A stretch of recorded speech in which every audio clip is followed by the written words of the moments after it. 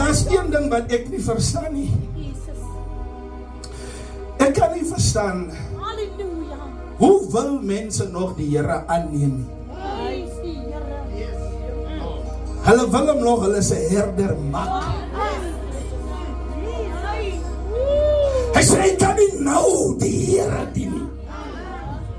Hy kan nie nou.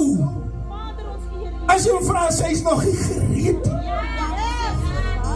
Maar hierdie mense wat ek vanaand hierdie woord aan bedien, hulle sê soos Dawid, die Here is.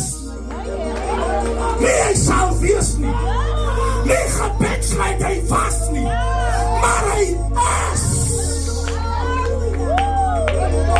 Geliefdes, die lewe is so onvoorspelbaar.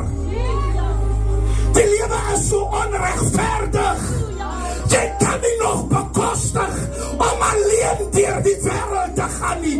Jy het 'n herder nodig.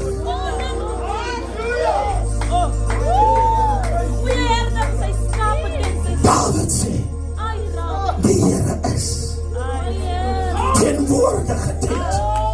Die Here is. Vyand, die kan met jou planne maak. Die bewaarder van Israel is my herder.